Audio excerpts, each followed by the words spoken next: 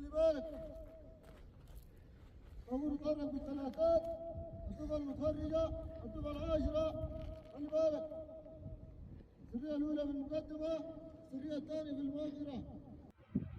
Assalamu alaikum ‘yan uwana na faɗin duniya gabaki ɗaya ga masu jin yarena, da fatan kowa da kowa yana cikin ƙoshin lafiya.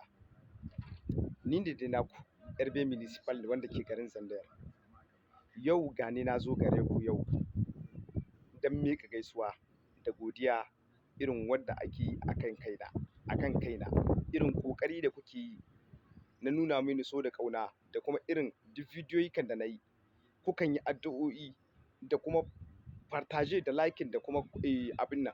To yau din ma na zo ne dan Allah dan Annabi, ina so wannan bidiyon kafin ka gama kallonta da Allah ka yi mini partage ko da zuwa mutum 3 ne, ko da mutum 2 ne, kai ko guda ma ni da Allah yi mini ya san sai wannan sakon ya isa inda nake son ya tayya. Yau ba sakon nan ba na ko ina bane ba, sakon nan yau namu ne mu matasa, namu ne matasa. Ina kira zuwa ga matasa dan Allah da Annabi mu ruwa ma kan mu asiri, mu nemi guri mu zauna din. Tashin hankali a duniya bai da daɗi ko kaɗan. So da dama mutane sukan tambaya ta, wai dan Allah yaushe ne za a gwamnatin Nijar za ta ɗauki mataki a bisa kan ta'addanci wanga da ake yi, yaushe za ta tura jami'ai tsaro. Wallahi babu irin ƙoƙarin da gwamnatin Nijar ba ta yi a bisa kan wannan abubuwan. Kuma ku tsaya ku ji in gaya muku gaskiya, gwamnati ba za ta ba da ƙarfinta duka gabaki ɗaya bai zamanto cewa duk inda aka yi wasu abubuwa gwamnati sai ta ɗauki mataki na bindiga don neman zaman lafiya. A'a, in dai zaman lafiya ake so komai sai an bi shi a hankali. So ba abin ya gagari gwamnati bane ba, muna mantuwa da cewa inci ne muke nema na ƙasa, na kuma zaman lafiya ƙasar mu ta zama ƴantattar ƙasa. Gwamnati ba za ta iya saka ko da yaushe ba ta ce za ta ɗauki matakin saka bindiga a cikin tsarin.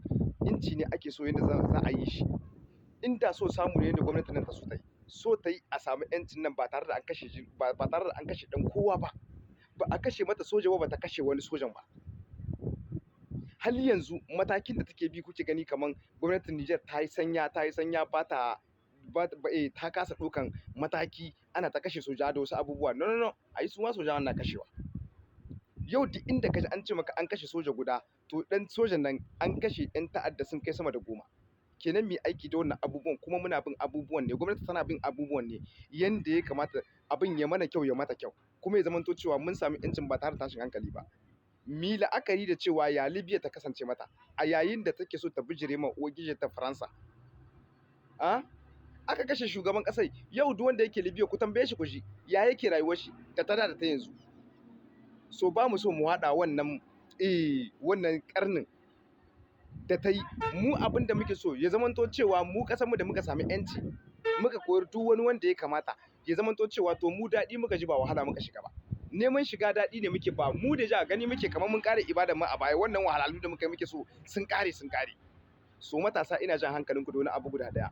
Mu ne manyan matasa na manyan gobe, amma sai zamanto cewa ana aiki da mu da yarintar mu da kwakwalwar mu cewa da kuma talaucin da muke, ba mu da kuɗi, ba mu da abin yi, ba mu da aikin yi, ana ɗaukar mu ana kai mu cikin wannan dajin. Ka leƙa ka gani wa'innan ƴan ta'adda ne wanda ake cewa bandi arme, sun koma cikin daji. Da ka gani a nan gurin kaga babu gidan kowa a gurin, ko su basu da ɗaki a wajen. To ai ba rayuwa bace ba wannan. Ka bar gari ka koma cikin daji inda babu wani abu a cikin shi illa ƙura da iska.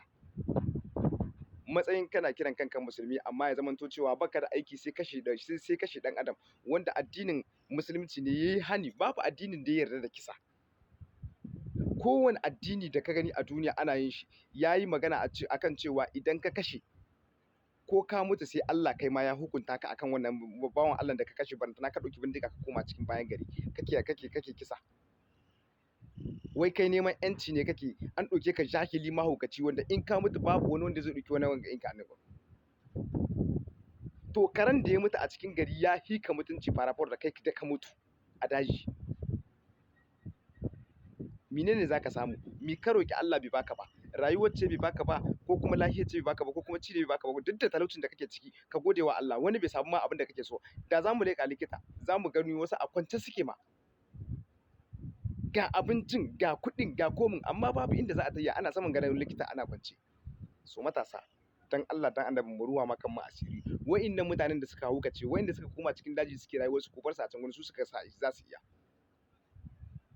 Mu komo mu yi wa ƙasanmu addu'ar zaman lafiya. Wallahi babu abin da wani zai iya yi, kuma babu abin da wani zai iya, duk abin da ya gagari gwamnati, kai talaka baka isa ka yi shi ba.